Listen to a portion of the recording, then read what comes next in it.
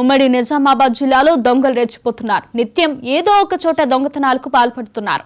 నిత్యం ఏదో ఒక చోట చోరీలకు పాల్పడుతూ పోలీసులకు సవాల్ విసురుతున్నారు. జిల్లాలో రైతులను గోచే సంచులు కోతర వెంటాడుతున్నాయి. ప్రధానంగా అంబం బోధన్ ప్రాంతంలో సంచుల కొరత ఎక్కువగా ఉంది. నిజామాబాద్ జిల్లాలో ఏర్పాటు చేసిన రైతు మహోత్సవం కార్యక్రమంలో పెను ప్రమాదం తప్పింది. కామారెడ్డి జిల్లాలో ఎంతో ప్రతిష్టాత్మకమైన శ్రీరామనారాయణ కేడియా కళాశాల రజతోత్సవ వేడుకలు జరుపుకుంది. విధుల్లో నిర్లక్ష్యం వహిస్తున్న ఎస్ఐపై వేటు పడింది. రామారెడ్డిలో ఎస్ఐగా విధులు నిర్వహిస్తున్న నరేష్ ఎఫ్ఐఆర్ విషయంలో నిర్లక్ష్యం వహించారని సస్పెండ్ చేశారు. నిజామాబాద్ జిల్లా గత వారం రోజులుగా జరిగిన అంశాలపై మా నిజామాబాద్ జిల్లా ప్రతినిధి రాజు మరింత సమాచారం అందిస్తారు. నమస్తే, నేను రాజు, మహా న్యూస్ నిజామాబాద్ నుండి. ఉమ్మడి నిజామాబాద్ జిల్లాకు సంబంధించి గత వారం రోజులుగా చూసిన ఒక ముఖ్యాంశాలు ఇప్పుడు చూద్దాం. ప్రధానంగా ఉమ్మడి నిజామాబాద్ జిల్లాలో మళ్ళీ దొంగలు రెచ్చిపోయారు. ఇటు కామారెడ్డి జిల్లా సంబంధించి బాన్స్వాడలో భారీ చోరీ జరిగింది.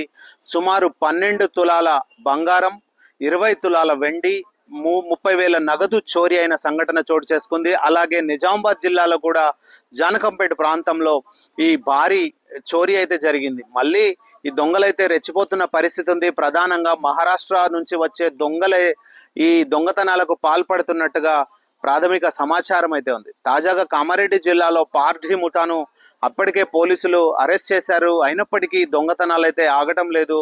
ప్రధానంగా మహారాష్ట్ర కూడలి ఉండడం, ఇటు ట్రైన్ ఫెసిలిటీ కామారెడ్డికి ఉమ్మడి నిజామాబాద్ జిల్లాకు కూడా ట్రైన్ ఫెసిలిటీ ఉండడం, సులభంగా వాళ్ళు దొంగతనాలు చేసి అటు మహారాష్ట్ర పారిపోవడానికి వసతులు ఉండడం వల్లే ఈ దొంగతనాలు జరిగినట్టుగా తెలుస్తోంది.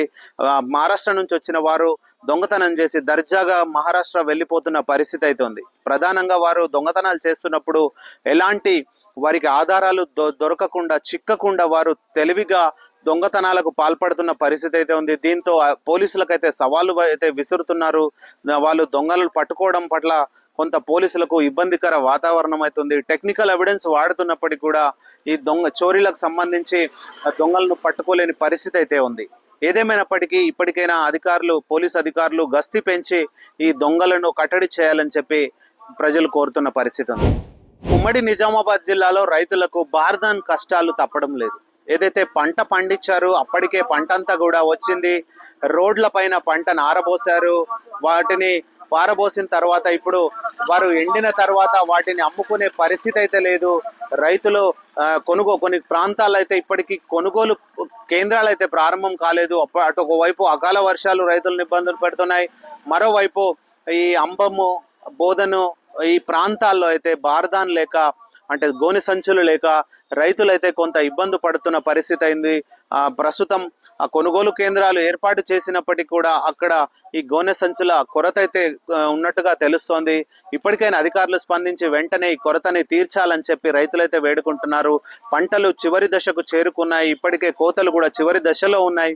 దీంతో వచ్చిన పంట అంతా కూడా రోడ్ల పైన ఉంది. అధికారులు వెంటనే స్పందించాల్సిన అవసరం ఉంది. ఎక్కడైతే ఈ గోనె సంచులు కొరత అయితే ఉందో వాటిని వెంటనే తీర్చాలని చెప్పి రైతులైతే అధికారులను వేడుకుంటున్నారు.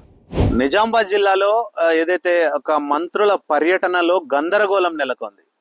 అధికారుల అలసత్వం అనొచ్చు, అధికారుల నిర్లక్ష్యం అనొచ్చు.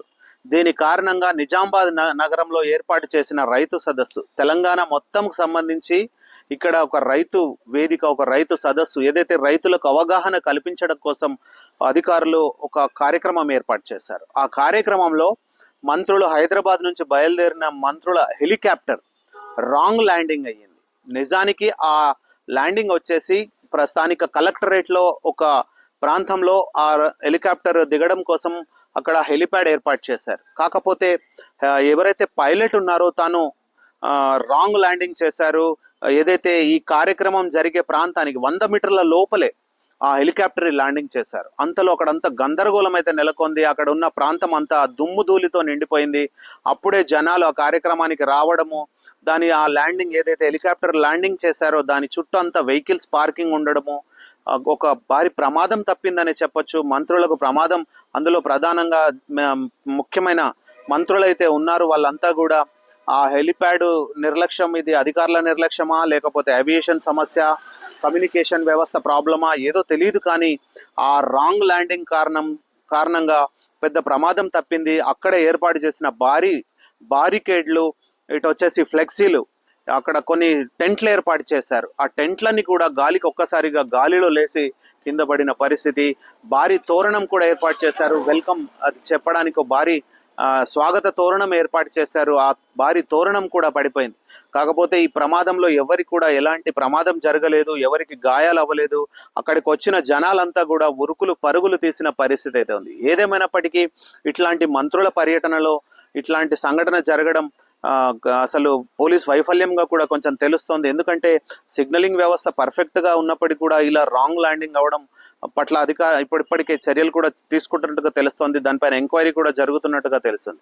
ఎలాంటి ప్రమాదం జరగడం పోవడం పట్ల అయితే అందరూ ఊపిరి పీల్చుకున్న పరిస్థితి.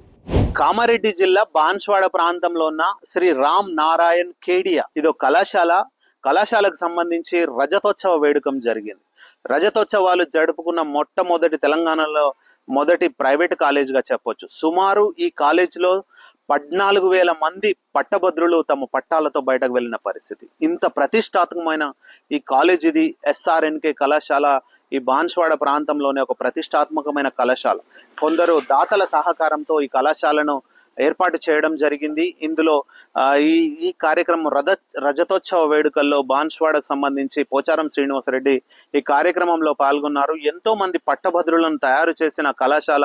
ఆ రజతోత్సవ వేడుకలకు పూర్వ విద్యార్థులు కూడా హాజరయ్యారు. వాళ్ళంతా కూడా వారి జ్ఞాపకాలను నెమరు వేసుకున్నారు. ఇంత పెద్ద ఎత్తున చాలా మందిని విద్యావంతులను ఎంతో మంది నాయకులను, శాస్త్రవేత్తలను ఈ కాలేజ్ అయితే తయారు చేసిన పరిస్థితి.